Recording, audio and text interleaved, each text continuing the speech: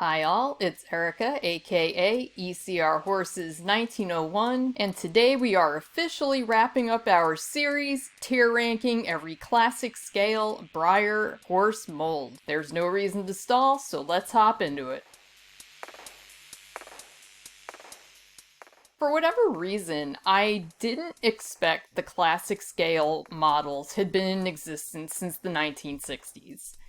Obviously, I knew they were around in the 90s because I had a bunch back when I was collecting then, but literally, if you had asked me before I took a close look at all of these molds for this project, I probably would have guessed that the classic scale started in the 1980s. My reasoning is not based off of anything except vibes, but hey, this is the what I learned section. I will also say that I was pleasantly surprised by a lot of these molds. I thought going into this project that there were not going to be many that were highly ranked at all.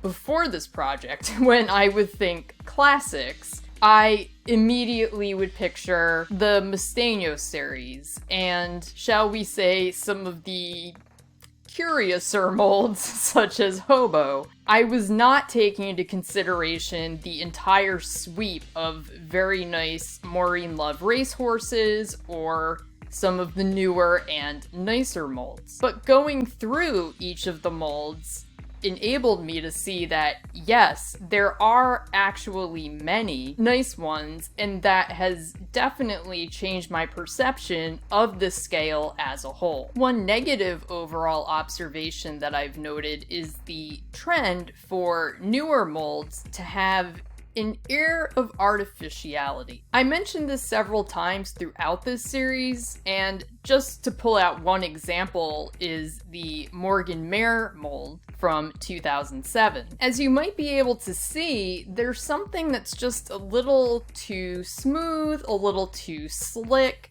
to some of the models that are on this mold. Not all of them. And there's even some that look okay in pictures. I used this one as my example before, but I'll bring it out again, where this looks perfectly fine, but when I've seen it in person, it just looks really fake. I was glad when somebody else echoed this opinion in my comments section, so I know it's not just me that has noticed this. Other small things I've learned through closely combing through all of the classic size molds, I'm really glad that a lot of these molds can have a purpose through the many different sets that this scale gets used in. And because these are definitely marketed towards kids and are meant to be play sets, and they're not necessarily for us collectors, why not use some of these molds that maybe aren't proportionally perfect, but still perfectly fine if you just need a horse. I learned that the CM Herden action horses were a thing. They're mostly not to my liking, but as I mentioned almost every time one of them came up, I do appreciate the idea behind them. And I do really like Wahoo King. The Best in Show collection. What was that? Apparently these guys aren't hard to find for sale, and also for pretty low prices, so guess what I'm gonna be adding to my ranks later this year.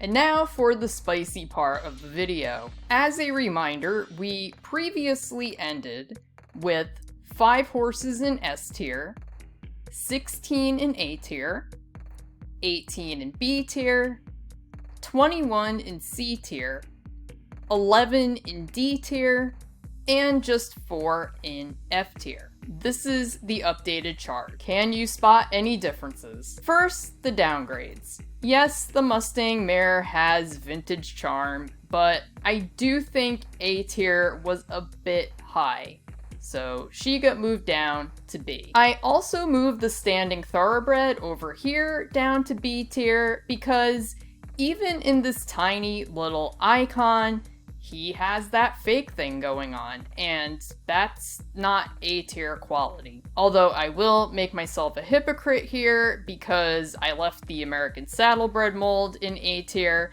and that mold occasionally also has the same issue. Nobody got downgraded from either B or C tier, so congrats to them. From D tier, however, it didn't make sense to have Sombra, this gray rearing horse, in F tier, but not fighting Mustaine, who is essentially the same thing. So down, he went to F tier. And I also moved Reflections Mustaine down because I just do not gel with that series. I am so sorry if you are a fan. But we did have a few molds who moved up in the world. Both the Pegasus and the Trotting Stockhorse foal jumped from D to C tier upon further consideration. I also moved up the Best in Show Arabian from C to B tier because I do really like her as an Arabian mold. And it's one of those I'm hopeful for future iteration type situations. I moved the American Quarter Horse Mare up to A from B tier because, again, on second glance, there are a bunch of really nice models on this mold, including some fantastic paint jobs. And perhaps best of all,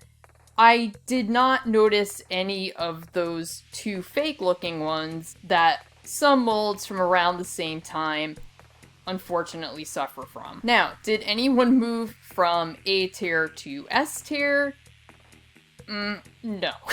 Actually, no. I took a look at everyone who was in A tier, but ultimately I decided that that was the correct place for the molds who were already there. So, our final totals for each tier are still 5 in S tier, 15 in A tier, 20 in B tier, 22 in C tier, 7 in D tier, and 6 in F tier.